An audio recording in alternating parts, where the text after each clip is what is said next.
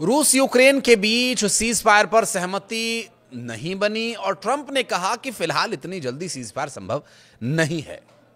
तो क्या ट्रंप की मध्यस्थता काम नहीं आ रही? सवाल यह भी कि जेलेंस्की से मीटिंग के दौरान ट्रंप ने पुतिन को फोन कॉल क्यों कर दिया? पुतिन ने भारत के प्रधानमंत्री को फोन कर दिया। तो क्या यह माना जाए कि ट्रंप के प्रयासों के बीच बिना भारत की मध्यस्थता के यह युद्ध नहीं रुकेगा? अब इसी पर बात करेंगे। नमस्कार, मैं हूं आशीष त्रिपाठी आपके साथ। और अमेरिका के प्रेसिडेंट डोनाल्ड ट्रंप से पहले पुतिन ने अलास्का में मीटिंग की और फिर वॉशिंगटन में वे जेलेंस्की से मुलाकात करने पहुंचे और मीटिंग में यूक्रेन की सुरक्षा गारंटी पर चर्चा हुई। ट्रंप ने कहा कि अमेरिका और यूरोपीय देश मिलकर के इस पर काम करेंगे। तो वहीं रूसी प्रेसिडेंट ऑफिस क्रेमलिन ने यह बताया कि ट्रंप ने मीटिंग रोक करके पुतिन को फोन मिला दिया और करीब करीब 40 मिनट तक दोनों देशों के प्रेसिडेंट्स के बीच बातचीत होती रही। और 40 मिनट क्या बात हुई, अब वो भी सुनिए। इस दौरान पुतिन ने रूस और यूक्रेन के प्रतिनिधियों के बीच सीधे बातचीत का भी समर्थन किया। दरअसल जर्मन चांसलर फ्रेडरिक मर्ज ने यह बताया कि ट्रंप के साथ फोन पर बातचीत के दौरान पुतिन 15 दिन के भीतर जेलेंस्की से मुलाकात को राजी हो गए हैं। मीटिंग के बाद जेलेंस्की ने प्रेस कॉन्फ्रेंस करके बताया कि यूक्रेन सुरक्षा गारंटी के बदले यूरोप के पैसों से 90 अरब डॉलर यानी लगभग 8 लाख करोड़ रुपए के अमेरिकी हथियार खरीदेगा।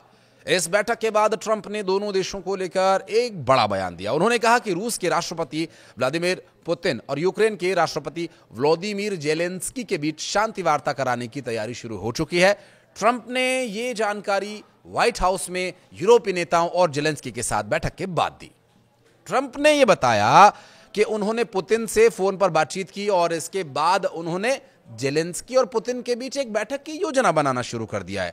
अब ये योजना से जुड़ी हुई एक बड़ी अपडेट अभी आ रही है, वो ये कि दोनों राष्ट्राध्यक्षों को एक टेबल पर लाने के लिए प्रयास शुरू हो चुका है। और डोनाल्ड ट्रंप जो कि पुतिन से बात कर रहे थे, फिर जेलेंस्की से बात कर रहे थे, बीच में ही उन्होंने फोन मिला दिया। उसका जो सीधा कुलजमा मकसद ये था कि युद्ध विराम हो। अब इस युद्ध विराम के लिए व्लादिमीर जेलेंस्की और व्लादिमीर पुतिन को एक टेबल पर लाना भी जरूरी है। तो वहीं इस पूरे मामले को लेकर के जेलेंस्की का बयान भी सामने आ गया। जेलेंस्की ये कह रहे हैं कि तारीख अभी तय नहीं हुई है, स्थान तय नहीं हुआ है, हम त्रिपक्षीय बैठक के लिए भी तैयार हैं और किसी तीसरे स्थान पर, ना यूक्रेन में, ना रूस में और ना ही अमेरिका में, बल्कि किसी तीसरे स्थान पर। लेकिन तीसरा स्थान शायद वो अमेरिका भी हो सकता है।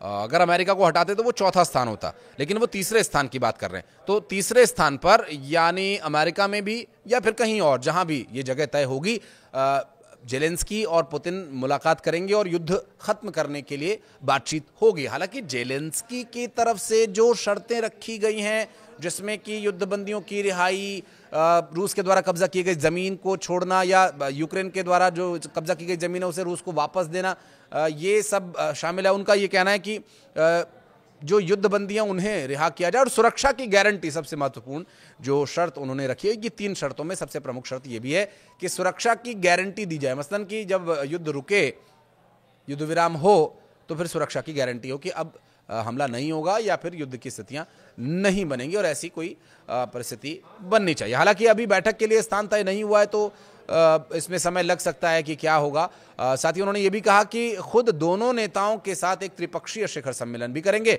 ट्रंप ने अपनी social site truth social media पर लिखा कि रूस यूक्रेन में शांति की संभावना को लेकर सभी लोग काफी उत्साहित हैं।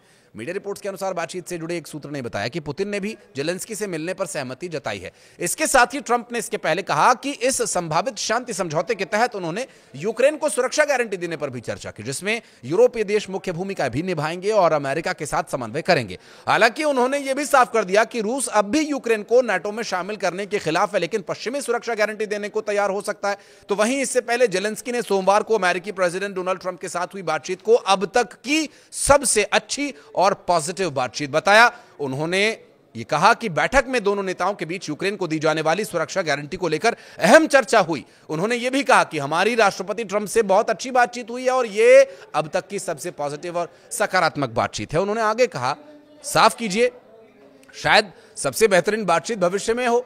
गौरतलब है कि बैठक से पहले ट्रंप ने सोशल मीडिया पर लिखा कि जेलेंस्की युद्ध को तुरंत खत्म कर सकते हैं अगर वो समझौते के लिए तैयार हैं। ट्रंप ने साफ का संकेत दिया कि यूक्रेन क्रीमिया वापस नहीं पा सकता है और न ही नाटो में शामिल हो सकता है। उन्होंने दावा यह भी किया कि कुछ बातें कभी नहीं बदलती हैं। इस पर जेलेंस्की ने जवाब दिया कि युद्ध को जल्द और स्थायी रूप से खत्म करने की सभी की इच्छा है, लेकिन शांति अस्थायी नहीं बल्कि टिकाऊ होनी चाहिए। उन्होंने कहा कि क्रीमिया और डोनबास की तरह रूस को फिर से हमला करने का मौका नहीं मिलना चाहिए। साथ ही ट्रंप इसे सफल दिन बता रहे हैं। लेकिन सबसे चौंकाने वाला घटनाक्रम उस समय हुआ जब बैठक के बीच ही उन्होंने फोन कॉल कर दिया। बहरहाल फोन कॉल वाली जो स्टोरी थी हमने आपको बता दी कि फोन कॉल क्यों हुई, क्या हुआ, कितनी देर बातचीत हुई। एक स्टोरी और है फोन कॉल की, वो आपको वीडियो के अंत में जानने को मिलेगी, तो अंत तक बने रहिएगा।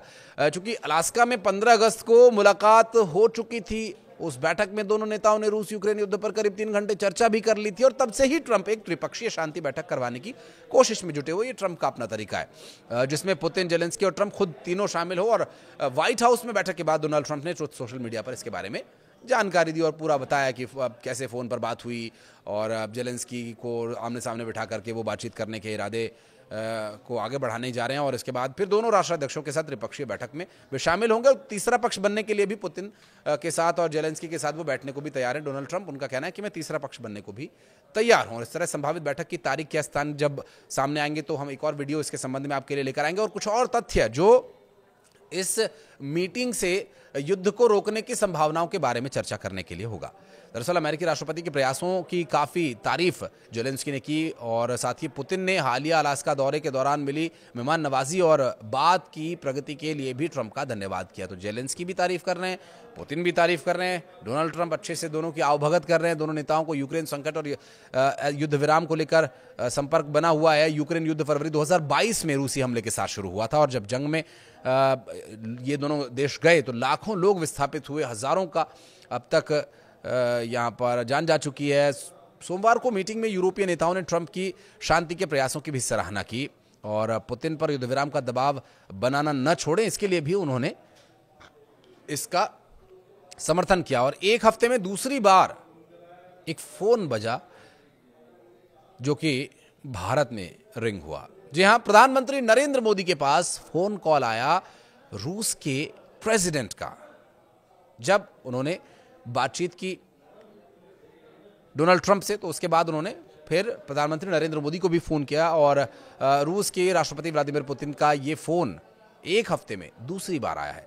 सोमवार को राष्ट्रपति पुतिन की तरफ से पीएम मोदी को फोन किया गया था और हाल ही में उनकी अमेरिका के राष्ट्रपति डोनाल्ड ट्रंप से जब अलास्का में मुलाकात हुई थी उसकी पहले उन्होंने जानकारी दी और फिर अब जब फोन कॉल आया तो एक बार फिर से उन्होंने फोन किया। ट्रंप और पुतिन की मुलाकात रूस और यूक्रेन के युद्ध को समाप्त करने के संबंध में हुई थी। मोदी और पुतिन के बीच हुई बातचीत के कुछ ही घंटों बाद अमेरिका में राष्ट्रपति व्लादिमीर जेलेंस्की की राष्ट्रपति ट्रंप से मुलाकात हुई और फिर युद्ध समाप्त करने को लेकर आगे भी बातचीत होनी है। सरकार की तरफ से बताया गया कि पीएम मोदी ने राष्ट्रपति पुतिन को यूक्रेन युद्ध खत्म करने के लिए पुराने स्टैंड को दोहराते हुए कहा कि हम तो जी शांति के पक्षधर हैं और हम शांति ही चाहते हैं, आप भी शांति ही का प्रयास करें।